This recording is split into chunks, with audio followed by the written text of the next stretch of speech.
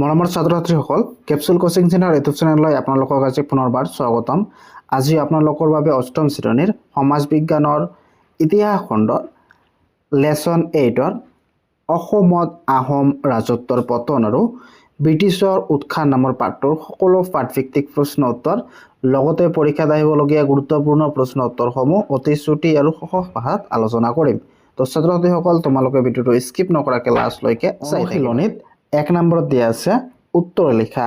ইয়াৰ ক নম্বৰ কোৱেশ্চনটো হৈছে অসমত কেতিয়াৰ পৰা শাক্ত ধৰ্মৰ পুনৰুত্থান হৈছিল। তো ইয়াৰ উত্তৰত তোমালোকে লিখিবা 18 শতিকাৰ মাজভাগত আহোম স্বৰ্গদেউ লক্ষ্মী সিংহৰ ৰাজত্বকালৰ পৰা শাক্ত ধৰ্ম পুনৰুত্থান হৈছিল।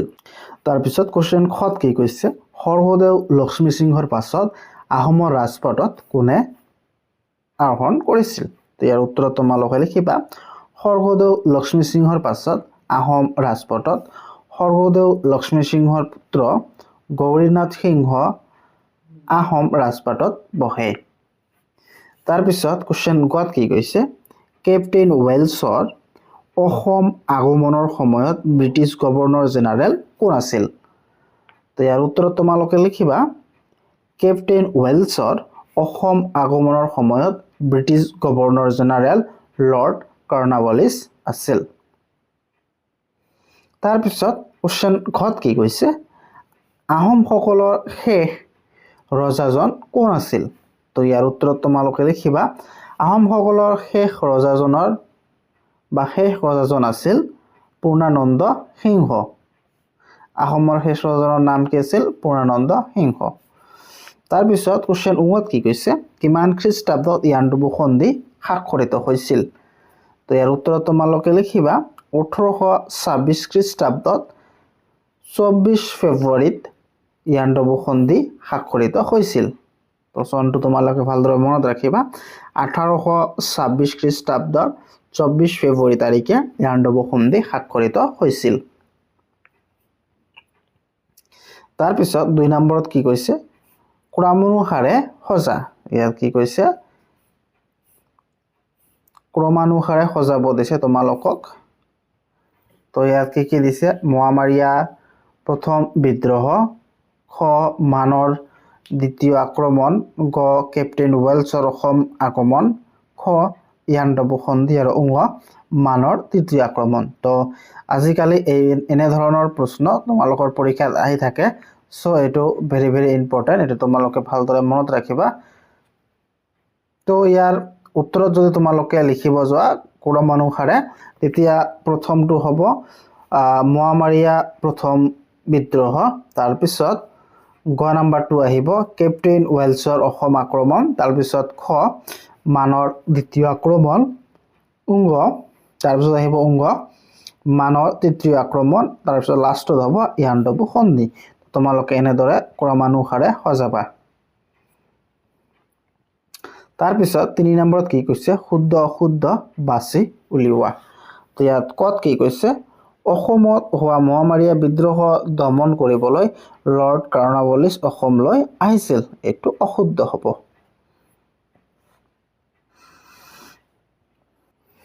তাৰপিছত কোৱেশ্চন খত কি কৈছে, কীৰ্তিচন্দ্ৰ বৰবৰুৱা ঘোৰ বৈষ্ণৱপন্থী আছিল। ইয়াৰ উত্তৰত তোমালোকে লিখিবা এইটো অশুদ্ধ। তাৰপিছত কোৱেশ্চন গত কি কৈছে, মানৰ প্ৰথম অসম আক্ৰমণৰ সময়ত মান ৰজা আছিল বৰদোবায়া। এইটো শুদ্ধ হ'ব। তাৰপিছত কোৱেশ্চন ঘত কি কৈছে, ইয়াণ্ডাবু সন্ধিৰ চৰ্ত অনুসৰে ব্ৰিটিছে আৰাকান, টেনাচিৰম আৰু ইয়ে লাভ কৰিছিল। এইটো শুদ্ধ হ'ব। তাৰপিছত উঙত কি কৈছে, বদন চন্দ্ৰ বৰফুকনক ৰুচিনাথ বুঢ়াগোহাঁইয়ে হত্যা কৰিছিল। এইটো 4 নম্বৰত দিয়া আছে চমু উত্তৰ লিখা। 50টা মান শব্দৰ ভিতৰত তোমালোকক উত্তৰ লিখিব দিছে। তো ইয়াৰ প্ৰথম কোৱেশ্চনত কি কৈছে, প্ৰথম মোৱামৰীয়া বিদ্ৰোহৰ কাৰণসমূহ কি। তো ইয়াৰ উত্তৰত তোমালোকে লিখিবা 18 শতিকাৰ মাজভাগত আহোম স্বৰ্গদেউ লক্ষ্মী সিংহৰ ৰাজত্বকালৰ পৰাই অসমত হিন্দু শাক্ত ধৰ্মৰ পুনৰুত্থান হোৱা বুলি কোৱা হয়, কিয়নো এওঁৰ দিনৰ পৰাই হিন্দু ধৰ্ম মতেই সদা কৰাৰ নিয়ম হৈছিল আৰু আহোমসকলৰ দেওধাই পণ্ডিতৰ নিয়ম ত্যাগ কৰি ব্ৰাহ্মণ্য নিয়ম মতে পূজা অৰ্চনা কৰা হৈছিল। সেই সময়ত অসমৰ বৈষ্ণৱপন্থী মহন্তসকলক সমাজৰ উচ্চ স্তৰৰ লোক হিচাপে বিবেচিত হৈছিল বা বিবেচিত আছিল। এদিন লক্ষ্মীসিংহ স্বৰ্গদেউ ৰাজসভাত থকা কীৰ্তিচন্দ্ৰ বৰবৰুৱা নামৰ বিতৰ্কিত ঘোৰ শাক্তপন্থী বিষয়াই চেক বুজি মহন্তসকলৰ গুৰু মোৱামৰীয়া মহন্তক অপমান কৰে। ইয়াতেই মহন্তসকল অতি ক্ষুণ্ণ হয় আৰু প্ৰথম মোৱামৰীয়া বিদ্ৰোহৰ সূত্ৰপাত ঘটে। তাৰপিছত কুৱেশ্যন খত কি কৈছে, মানৰ তৃতীয় আক্ৰমণৰ কাৰণসমূহ কি? তো ইয়াৰ উত্তৰত তোমালোকে লিখিবা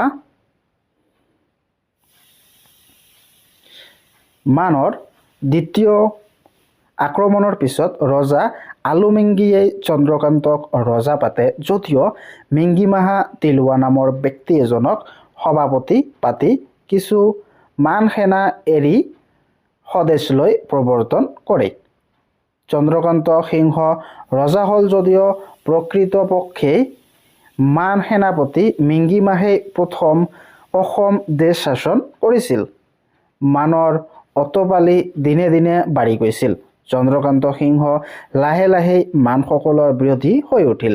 এনে সময়তে অসমত থকা মান সেনাপতি ব্ৰহ্মদেশলৈ উভতি যাওঁতে চন্দ্ৰকান্ত সিংহই মানসকলক যাতে পুনৰ ঘূৰি আহিব নোৱাৰে তাৰ বাবে মান অসমলৈ অহা পথটো বন্ধ কৰাৰ যোজা কৰোঁতেই মানৰ নতুন ৰজা বেগিদব্বই সৈন্য সামন্তৰে আহি তৃতীয়বাৰ আহোম ৰাজ্য আক্ৰমণ কৰি অসমীয়া সৈন্যক পৰাজিত কৰে। তাৰপিছত কুৱেশ্যন গত কি কৈছে, ইয়াণ্ডাবু সন্ধিৰ দুটা চৰ্ত কি?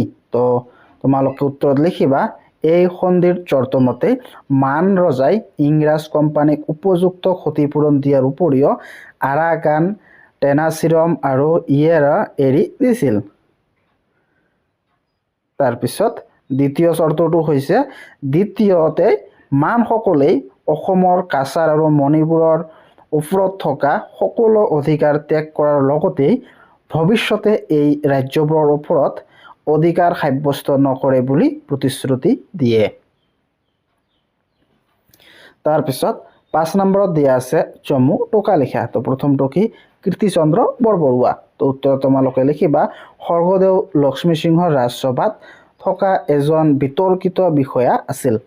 কি, স্বৰ্গদেউৰ ৰাজসভাত থকা এজন বিতৰ্কিত বিষয়া আছিল কীৰ্তিচন্দ্ৰ বৰবৰুৱা। তেওঁ ঘোৰ শাক্তপন্থী আছিল।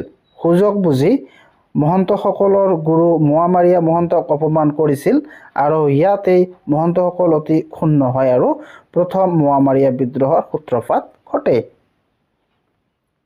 তাৰপিছত খত কি দিছে, পূৰ্ণানন্দ বুঢ়াগোহাঁই। ইয়াৰ উত্তৰত তোমালোকে লিখিবা স্বৰ্গদেউ গৌৰীনাথ সিংহৰ শাসনকালত বিষয়া হিচাপে নিয়োজিত ঘেনশ্যামৰ বৰবৰুৱাৰ পুত্ৰ পূৰ্ণানন্দ বুঢ়াগোহাঁই ঘেনশ্যাম বৰবৰুৱাৰ মৃত্যুৰ পিছত পূৰ্ণানন্দ বুঢ়াগোহাঁইৰ পদত অধিষ্ঠিত হয়। অতি কম সময়ৰ ভিতৰত নিজৰ দক্ষতা আৰু বুদ্ধিৰ বলত তেওঁ আহোম ৰাজবংশৰ প্ৰবল প্ৰতাপী বিষয়া হিচাপে নিজকে প্ৰতিষ্ঠা কৰিবলৈ সক্ষম হৈছিল। কম বয়সীয়া আহোম স্বৰ্গদেউ চন্দ্ৰকান্ত সিংহৰ ৰাজত্বকালত পূৰ্ণানন্দ বুঢ়াগোহাঁইয়ে দেশৰ শাসন বাঘজৰী নিজৰ হাতত ৰাখিছিল। পূৰ্ণানন্দ বুঢ়াগোহাঁইয়ে কৌশলেৰে মোৱামৰীয়াসকলৰ দ্বিতীয় বিদ্ৰোহত দমন কৰিবলৈ সক্ষম হৈছিল। পূৰ্ণানন্দ বুঢ়াগোহাঁইৰ বদনচন্দ্ৰ বৰফুকনৰ মাজত হোৱা ক্ষমতাকেন্দ্ৰিক বিবাদেই মানসকলক অসমলৈ আমন্ত্ৰণ জনাইছিল। তাৰপিছত গত দিয়া আছে বদনচন্দ্ৰ বৰফুকন। ইয়াৰ উত্তৰত তোমালোকে লিখিবা আহোম ৰাজবংশৰ এজন উচ্চপদস্থ বিষয়া আছিল বদনচন্দ্ৰ বৰফুকন। তেওঁ বৰ ক্ষমতালোভী ব্যক্তি আছিল। আহোম ৰাজবংশৰ উচ্চ বিষয়া পূৰ্ণানন্দ বুঢ়াগোহাঁই বদনচন্দ্ৰ বৰফুকনৰ মাজত হোৱা ক্ষমতাকেন্দ্ৰিক বিবাদে সকলৰ অসমলৈ আমন্ত্ৰণ জনাইছিল। বদনচন্দ্ৰ বৰফুকন পূৰ্ণানন্দ বুঢ়াগোহাঁইৰ হত্যাৰ ষড়যন্ত্ৰ কৰিছিল। পিছত ধৰা পৰাৰ ভয়ত প্ৰথমে কলিকতালৈ গৈ ইষ্ট ইণ্ডিয়া কোম্পানীক সহায় বিচাৰে। তাত কাৰো সহায় নাপাই ম্যানমাৰলৈ গৈ ৰজা বড়ৌপায়াৰ শৰণাপন্ন হয় আৰু তেওঁৰ লগত মিলি অসম আক্ৰমণ কৰে। কম বয়সীয়া আহোম স্বৰ্গদেউ চন্দ্ৰকান্ত সিংহক সংস্কৃত কৰি মানসকলৰ নিজ দেশলৈ উভতি যোৱাৰ পিছত বদনচন্দ্ৰ বৰফুকন সৰ্বময় কৰ্তা হৈ পৰে। সংকটকালত আহোম ৰাজবংশক ৰক্ষা কৰাৰ পৰিৱৰ্তে তেওঁ অধিক অত্যাচাৰী হৈ উঠিছিল। তেওঁৰ কাৰ্যত অতিষ্ঠ হৈ ৰাজমাও নুমলীয়ে বৰবৰুৱা আৰু বৰগোহাঁইৰ লগ লাগি ৰূপসিং সুবেদাৰৰ হতুৱাই বদনচন্দ্ৰ বৰফুকনক হত্যা কৰে। তাৰপিছত 6 নম্বৰ কুৱেশ্যনত কি আছে, কেপ্টেইন ৱেলছ কোন আছিল? তেওঁ অসমলৈ কিয় আহিছিল আৰু ইয়াৰ ফলাফল কি হ'ল? তো ইয়াৰ উত্তৰত তোমালোকে লিখিবা কেপ্টেইন ৱেলছ এজন ব্ৰিটিছ বিষয়া আৰু এজন ভাল লেখকো আছিল। কেপ্টেইন ৱেলছ মোৱামৰীয়া বিদ্ৰোহৰ সমসাময়িক অসমৰ ৰাজনৈতিক, অৰ্থনীতি আৰু সামাজিক অৱস্থানৰ ওপৰত এটি বিৱৰণ লিখি থৈ গৈছে। তেওঁ মোৱামৰীয়া বিদ্ৰোহৰ দমনৰ উদ্দেশ্যে অসমলৈ আহিছিল। মধ্য আৰু নামনি অসমত হোৱা মোৱামৰীয়া বিদ্ৰোহৰ গইনালৈ সামন্ত শক্তিবোৰে মূৰ দাঙি উঠিবলৈ লোৱাত সেই সময়ৰ স্বৰ্গদেউ গৌৰীনাথ সিংহই ইষ্ট ইণ্ডিয়া কোম্পানীৰ সহায় বিচাৰিছিল। ইষ্ট ইণ্ডিয়া কোম্পানীয়ে ইতিমধ্যে প্ৰচুৰ প্ৰকৃতিৰ সম্পদেৰে চহকী অসমৰ বিষয়ে জানিছিল আৰু এই সম্পদসমূহৰ সুব্যৱহাৰ কৰি অসমৰ কোম্পানীৰ অৰ্থনীতিৰ ভঁৰাল টনকিয়াল কৰিবলৈ সুযোগৰ অপেক্ষাত আছিল। তদুপৰি বংগদেশত থকা ইষ্ট ইণ্ডিয়া কোম্পানীয়ে অসমৰ শদিয়াত লোণৰ খনিৰ উমান পাইছিল। লোণৰ ব্যৱসায়ৰ প্ৰতি ব্ৰিটিছ কোম্পানীৰ বিশেষ দুৰ্বলতা আছিল। তেওঁলোকে এই কথাও বুজাব পাৰিছিল যে অসমৰ পৰ্যাপ্ত সম্পদেৰে ব্ৰিটিছ সৈন্যবাহিনীৰ বাবে হোৱা লাগতিয়াল খা-খৰচ যোগায়ত ইষ্ট ইণ্ডিয়া কোম্পানীৰ বাবে সমস্যা নহ'ব। সেয়েহে গভৰ্ণৰ জেনেৰেল কৰ্ণৱালিছে 1792 খ্ৰীষ্টাব্দত কেপ্টেইন ৱেলছে অসমলৈ পঠিয়াই দিয়ে। গুৱাহাটীৰ পৰা ভীতিগ্ৰস্ত হৈ পলাই যোৱা স্বৰ্গদেউ গৌৰীনাথ সিংহই নগৰবোৰত কেপ্টেইন ৱেলছৰ সৈন্যবাহিনীৰ সৈতে লগ লাগি যৌথ শক্তিয়ে অচিৰেই বিদ্ৰোহীসকলৰ হাতৰ পৰা গুৱাহাটী উদ্ধাৰ কৰে। ইয়াৰ পিছত কেপ্টেইন ৱেলছে দৰংগী ৰজা কৃষ্ণনাৰায়ণৰ বিদ্ৰোহ দমন কৰে। ক্ৰমান্বয়ে কেপ্টেইন ৱেলছৰ নামনি আৰু উজনি অসমৰ বিদ্ৰোহৰ দমন কৰি গৌৰীনাথ সিংহক আহোম শাসনভাৰ গতাই দিয়ে। উল্লেখযোগ্য যে লৰ্ড কৰ্ণৱালিছৰ পৰৱৰ্তী গভৰ্ণৰ জেনেৰেল ছাৰ জন শ্বৰৰ দিনত যোৱা বৈদেশিক নীতিৰ সালসলনিৰ ফলত কেপ্টেইন ৱেলছ 1794 খ্ৰীষ্টাব্দত স্বদেশলৈ প্ৰৱৰ্তন কৰে। তাৰপিছত 7 নম্বৰত কি কৈছে, পূৰ্ণানন্দ বুঢ়াগোহাঁই আৰু বদনচন্দ্ৰ বৰফুকনৰ মাজত ক্ষমতাৰ দ্বন্দ্বই অসমলৈ মান অহাত সহায় কৰিছিল। কথাষাৰৰ যথাৰ্থতা নিৰ্ণয় কৰা। কথাষাৰ সত্য। মানৰ অসম আক্ৰমণৰ মূলতে আছিল আহোমৰ উচ্চপদস্থ বিষয়া বদনচন্দ্ৰ বৰফুকন আৰু পূৰ্ণানন্দ বুঢ়াগোহাঁইৰ মাজত ক্ষমতাৰ দ্বন্দ্ব। এই সময়ত আহোম ৰাজপাটত বহিছিল কোমল বয়সীয়া চন্দ্ৰকান্ত সিংহ। চন্দ্ৰকান্ত সিংহ ৰাজপাটত বহিছিল যদিও প্ৰকৃত শাসনভাৰ পূৰ্ণানন্দ বুঢ়াগোহাঁইৰ হাতত আছিল। অন্য হাতেদি বদনচন্দ্ৰ বৰফুকন আছিল বৰ ক্ষমতালোভী ব্যক্তি। তেওঁ আনকি পূৰ্ণানন্দ বুঢ়াগোহাঁইক হত্যা কৰাৰ ষড়যন্ত্ৰ ৰচনা কৰিছিল। বুঢ়াগোহাঁইয়ে বদনচন্দ্ৰ বৰফুকনৰ এনেবোৰ কাৰ্যকলাপত অসন্তুষ্ট হৈ তেওঁক ধৰি আনিবলৈ পৰৱৰ্তী বৰফুকনক পঠিয়াইছিল। বদনচন্দ্ৰ বৰফুকনে আগতীয়াকৈ এই বাতৰি পাই কলিকতালৈ পলাই যায়। কলিকতাত উপস্থিত হৈ তেওঁ বুঢ়াগোহাঁইৰ বিৰুদ্ধে ইষ্ট ইণ্ডিয়া কোম্পানীক সহায় বিচাৰিলে, কিন্তু কোম্পানীয়ে সহায় কৰিবলৈ অমান্তি হোৱাত বদনচন্দ্ৰ বৰফুকন ব্ৰহ্মদেশত বা মানদেশলৈ উপস্থিত হয়। বদনচন্দ্ৰ বৰফুকনে অসমৰ ক্ষমতাৰ অপপ্ৰয়োগ হোৱা বুলি ব্ৰহ্মদেশৰ ৰজা বড়োপায়াৰ সহায় বিচৰাত মানসকলে প্ৰথমবাৰ অসম আক্ৰমণ কৰে। তাৰপিছত ৮ নম্বৰ প্ৰশ্নত কি কৈছে, ইয়াণ্ডাবু সন্ধিৰ পৰৱৰ্তী পৰ্যায়ত ইংৰাজসকলে কিয় গোটেই অসমখন নিজৰ শাসনাধীন কৰা নাছিল? তোমাৰ মতামত দাঙি ধৰা। তো ইয়াৰ উত্তৰত তোমালোকে লিখিবা, পৰ্বত, পাহাৰ, ভৈয়াম, নদী, উপত্যকা আদিৰ সমাহাৰ থকা অসমৰ অসমান ভূখণ্ড বা ভৌগোলিক অৱস্থা বিদেশী জাতি এটাৰ বাবে সিমান বোধগম্য নাছিল। কি অসমৰ মাটি পাহাৰ, পৰ্বত, ভৈয়াম, নদ নদী থকাৰ বাবে মাটিবিলাক অসমান আছিল। সেইকাৰণে বিদেশীসকলে কি অসুবিধা পাইছিল। ভাৰতত শাসন বাগজাৰি নিজ হাতত লোৱাৰ লগে লগে অসমৰ আফুৰন্ত খনিজ সম্পদৰ প্ৰতি ইংৰাজসকলে দৃষ্টি ৰাখিছিল। আহোম ৰাজবংশৰ বিপদৰ সময়ত স্বৰ্গদেউ সকলে উপায়হীন হৈ ইংৰাজক সহায়ৰ বাবে অনুৰোধ জনাইছিল।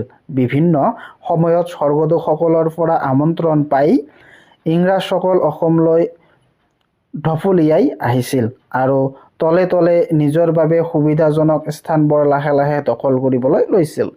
যিবোৰ অঞ্চলত যাতায়াত আৰু যোগাযোগ সুবিধা আছিল, সেই অঞ্চলৰ পোনপ্ৰথমে নিজৰ অধীনলৈ আনিছিল।